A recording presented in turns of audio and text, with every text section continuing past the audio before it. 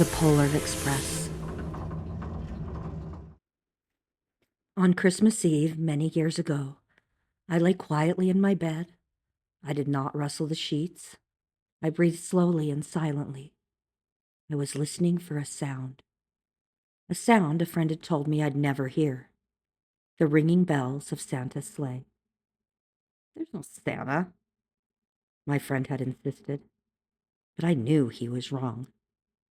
Late that night, I did hear sounds, though not of ringing bells. From outside came the sounds of hissing steam and squeaking metal. I looked through my window and saw a train standing perfectly still in front of my house. It was wrapped in an apron of steam. Snowflakes fell lightly around it. A conductor stood at the open door of one of the cars. He took a large pocket watch from his vest and then looked up at my window. I put on my slippers and robe. I tiptoed downstairs and out the door. "All aboard!" the conductor cried out. I ran up to him. "Well," he said, "are you coming?" "Where?" I asked. "Why, to the North Pole, of course," was his answer. "This is the Polar Express." I took his outstretched hand, and he pulled me aboard.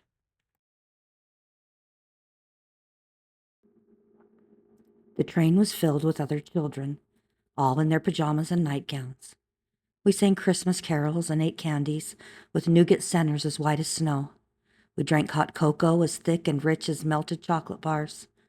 Outside, the lights of towns and villages flickered in the distance as the Polar Express raced northward. Soon there were no more lights to be seen. We traveled through cold, dark forests where lean wolves roamed and white-tailed rabbits hid from our train as it thundered through the quiet wilderness. We climbed mountains so high it seemed as if we would scrape the moon. But the Polar Express never slowed down. Faster and faster we ran along, rolling over peaks and through valleys like a car on a roller coaster. The mountains turned into hills, the hills to snow-covered plains. We crossed a barren desert of ice, the great polar ice cap. Lights appeared in the distance. They looked like the lights of a strange ocean liner sailing on a frozen sea. "There," said the conductor, "is the North Pole." The North Pole. It was a huge city standing alone at the top of the world, filled with factories where every Christmas toy was made. At first we saw no elves. "They are gathering at the center of the city," the conductor told us. "That's where Santa will give the first gift of Christmas." "Who receives the first gift?" we all asked. The conductor answered, "He will choose one of you." "Look!" shouted one of the children.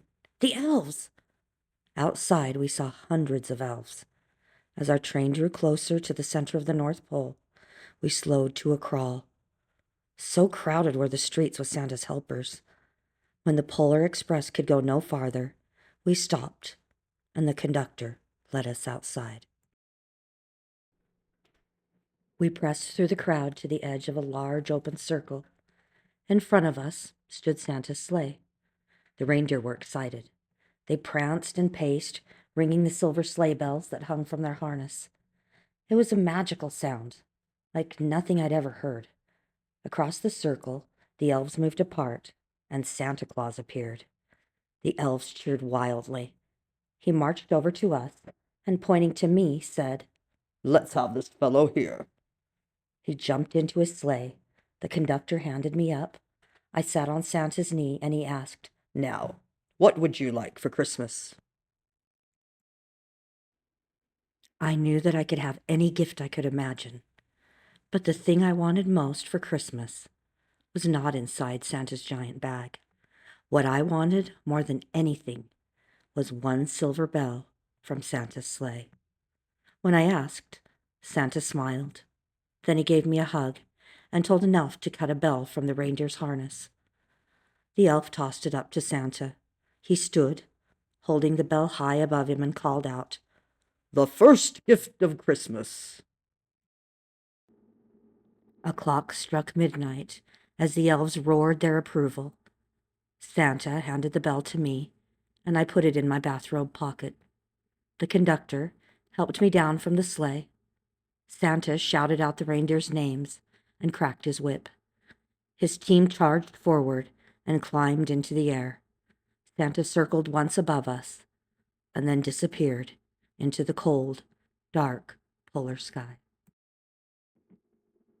As soon as we were back inside the Polar Express, the other children asked to see the bell. I reached into my pocket, but the only thing I felt was a hole. I had lost the silver bell from Santa's sleigh. "Let's hurry outside and look for it," one of the children said. But the train gave a sudden lurch and we started moving. We were on our way home. It broke my heart to lose the bell. When the train reached my house, I sadly left the other children. I stood at my doorway and waved goodbye. The conductor said something from the moving train, but I couldn't hear him. "What?" I yelled out. He cupped his hands around his mouth. "Merry Christmas!" he shouted. The Polar Express let out a loud blast from its whistle and sped away. On Christmas morning, my little sister Sarah and I opened our presents.